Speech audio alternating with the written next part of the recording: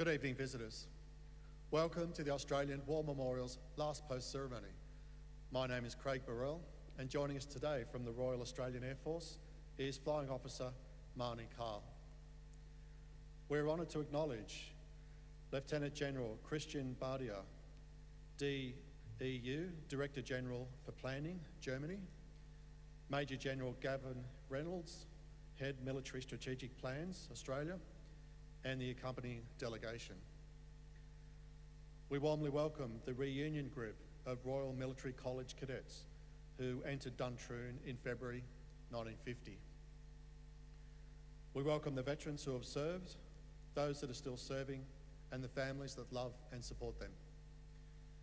We acknowledge the members of RSL and Services Clubs Association, RSL Victoria, and RSL Queensland, who are watching the broadcast of this ceremony across Australia.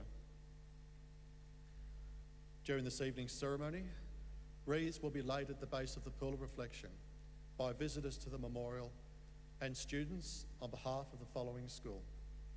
From New South Wales, Wamberal Public School. If you are able, please stand and join in singing the national anthem.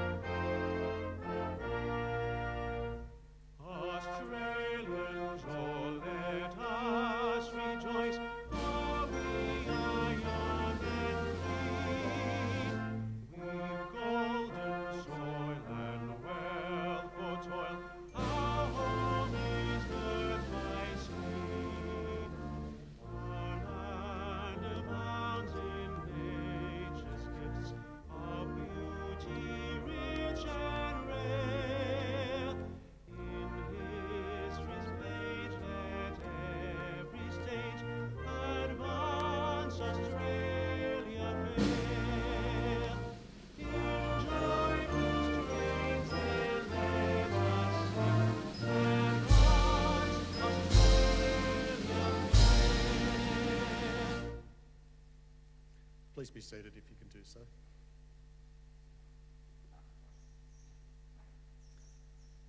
The Australian War Memorial was the vision of Charles Bean, Australia's First World War official historian. Bean landed with the Australian troops on Gallipoli and stayed with them at the front through to the end of the war. The idea of this national memorial and museum came to him at Pozières, France, in the depths of the bloody fighting of 1916. Bean's idea was that this would be a place where families and friends could mourn their loved ones buried in faraway places. It would also be a place that could help all Australians understand what these men and women had endured and what they had done for us. Bean's vision, to which we remain true, is best expressed as inscribed in the entrance to the memorial's galleries. Here is their spirit, in the heart of the land they loved, and here we guard the record which they themselves made. Tonight, we will read a story behind just one of those on the Roll of Honour, which lists the names of more than 102,000 men and women who have given their lives for us in war and on operations for more than a century. But first, we present a lament, Flowers of the Forest. Wreaths or floral tributes will now be laid at the base of the Pool of Reflection.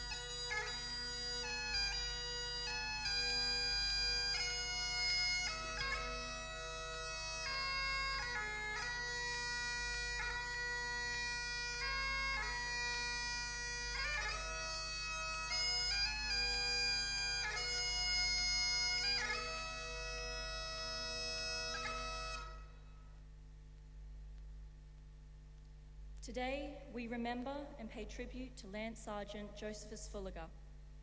Josephus Fullagar was born in December 1894, the second eldest son of Ada and Charles Fullagar of Faversham, Kent, in the southeast of England.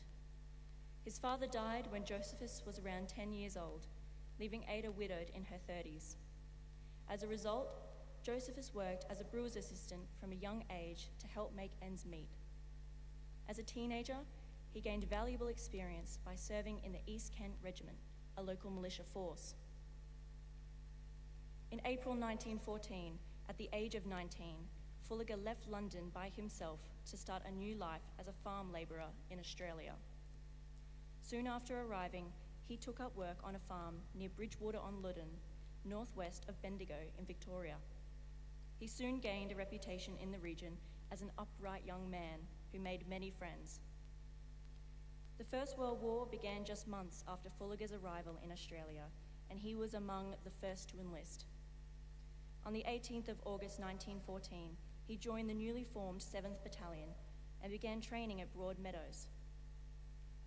His experience in a militia force in England enabled him to enter the unit at the rank of Lance Sergeant. In October 1914, he sailed with the first contingent of the AIF from Melbourne to Albany in Western Australia, and then to Egypt, where Australian and New Zealand forces prepared for the landings on Gallipoli. Fullagar and the 7th Battalion camped and trained at Mina, near Cairo, and in early April 1915 sailed to the Greek island of Lemnos in the Aegean Sea. On the 25th of April 1915, Fullagar and the 7th Battalion were in the second wave of troops to land on Gallipoli at what is now known as Anzac Cove. Troops of the 7th Battalion were towed towards the beach at 5:30 in the morning and were fired on before they even reached the shore. In heavy and confusing fighting, the Australians were able to occupy some Turkish trenches near the landing beach, but faced constant rifle, machine gun, and shrapnel fire. The 7th Battalion suffered terrible casualties, an estimated 400 dead, wounded, and missing in a single day. Fullagar was lost in the chaotic fighting, and the exact circumstances of his death and his final resting place remain unknown. He is listed on the Lone Pine Memorial, which records the names of more than 4,900 Australian and New Zealand servicemen who died on Gallipoli and have no known grave. He was 20 years old. Lance Sergeant Josephus Fullagar's name is listed on the Roll of Honour on my right, among almost 62,000 Australians who died while serving in the First World War. A photograph of his name listed on the Lone Pine Memorial is displayed today beside the Pool of Reflection. This is but one of the many stories of service and sacrifice told here at the Australian War Memorial. We now remember Lance Sergeant Josephus Fullagar, who gave his life for us, for our freedoms, and in the hope of a better world.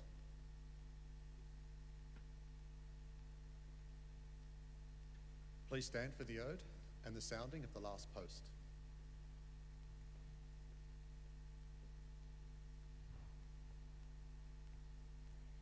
They shall grow not old, as we that are left grow old. Age shall not weary them, nor the years condemn. At the going down of the sun, and in the morning, we will remember them.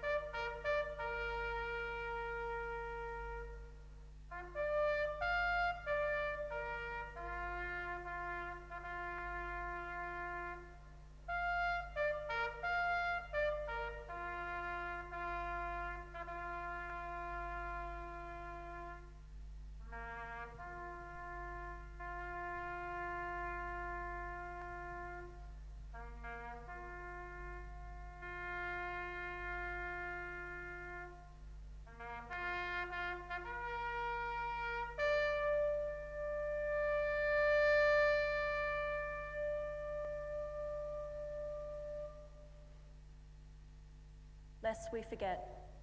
Lest we forget.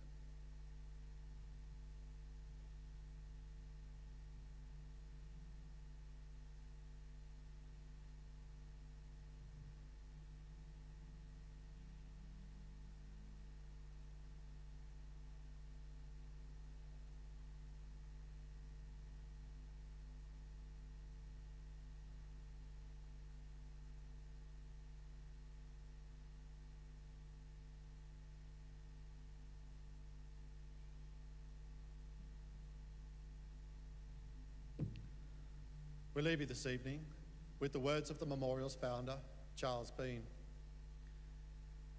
Many man lying out there at Poziere or in the low scrub at Gallipoli, with his poor, tired senses barely working through the fever of his brain, has thought in his last moments, well, it's over. But in Australia, they will be proud of this. Ladies and gentlemen, girls and boys, that concludes the last post ceremony. We thank you for visiting the Australian War Memorial, and we wish you all a very good evening.